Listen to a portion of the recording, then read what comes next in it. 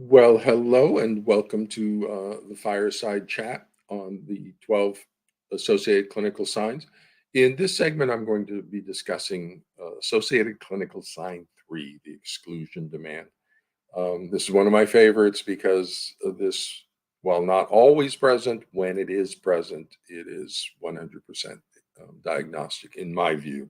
Personal opinion, you can take a look at research when it eventually comes available, but clinical opinion, if we see ACS3, we're looking at the pathology, and then we can go back and collect everything else, and everything else will be there if ACS3 is there.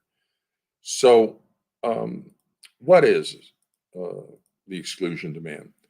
Well, starting with the research here, Greenham, Childress, and Pruder, and if you're talking about the ACS, you should go read this article. Um, Using Dorsey-Pruder's custody resolution method database, we looked at 46 families in court-involved custody conflict. All 46 families had the 3 diagnostic indicators of the pathology identified by the diagnostic checklist for pathogenic parenting as described in Foundations. So everything I say about the pathology is 100% accurate and correct. But we weren't looking at the 3 diagnostic indicators. We were taking a little bit deeper look at the prevalence of the 12 associated clinical signs in these 46 court-involved families. All of these 46 families who had the 3 diagnostic indicators had at least 5 of the ACS, with all but one having 8 or more ACS. So 9, 10, 11 ACS were present in a majority, all these families, almost all these families. ACS3, empowering the child, was present in 63% of the families. So you may not always see it, but and I can pretty much, not knowing anything else about those 63% of families, I'm going to hazard a guess. We're going to find the shared delusional disorder. We're going to find a factitious attachment pathology, personality pathology, all the rest.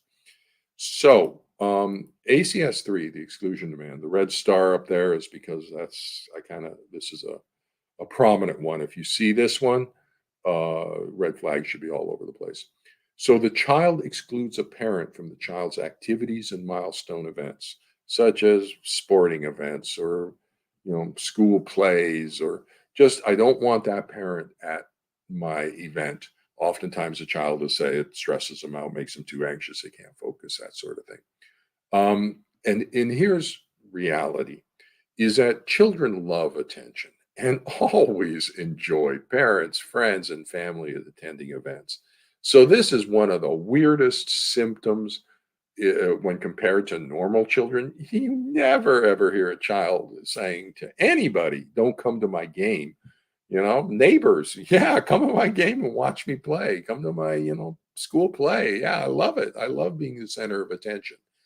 But here, this one child on the entire planet doesn't want attention and doesn't want attention from a parent. Holy cow, that's so weird. The demand from the child to exclude the targeted parent from the child's activities is the product of the child's role as a regulatory object for the pathological parent. It doesn't stress out the child, it makes the child excited and happy. Who it stresses out is the allied pathological parent, and they start to go kind of twittering, and then the child has to keep them regulated, and now the child's stressed out by having to keep the pathological parent in a regulated state.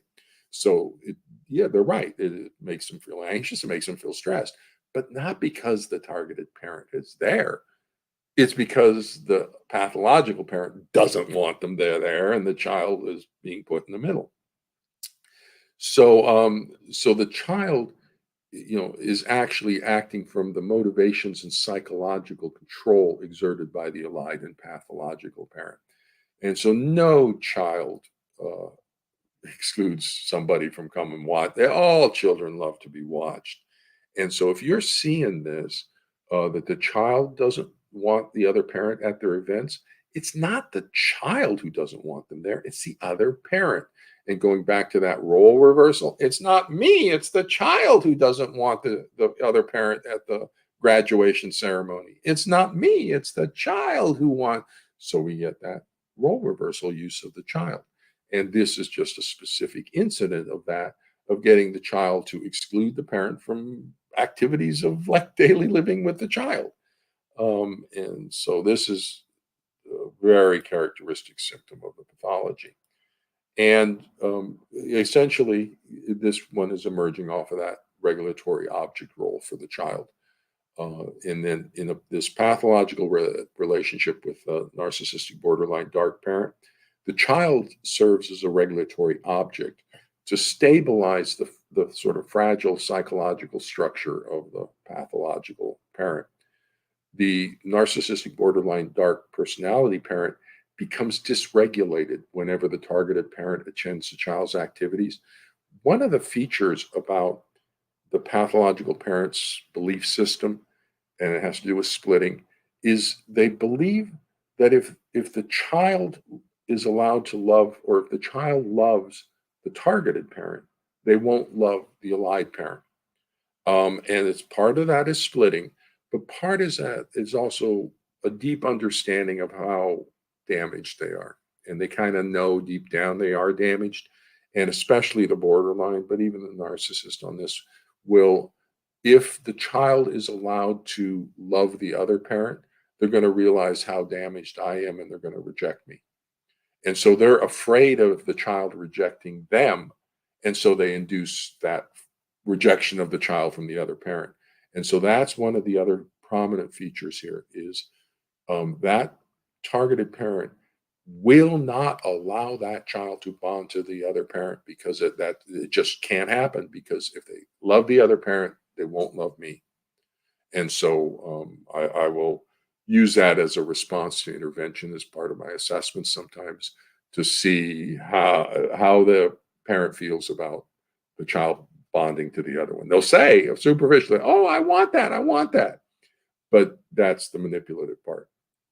If you push beyond that and you actually put it into actions, that's when they'll say, "Well, wait a minute. No, no, we need to protect the child. We need to listen. It's not me. It's the child who doesn't want. I'm for it, but it's So they'll start to dance around if you actually get into a position where the child's bonding to the other parent.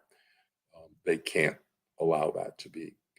So that's diagnostic indicator 3 of the, or not associated clinical sign number 3, the exclusion demand. Follow me over and we'll talk about ACS 4, parental replacement. Parental replacement is very similar to ACS 3 in that I view it as 100% diagnostic. If you have ACS 3, you're going to see everything else. I pretty much guarantee you that. And if you have ACS 4, you're going to see everything else. The problem with them as diagnostic indicators is they're not always present. And so if they're not present, you could still have the pathology, but when they're present, there's only one thing that causes that symptom in a child. So with that, follow me over and we'll talk about ACS 4.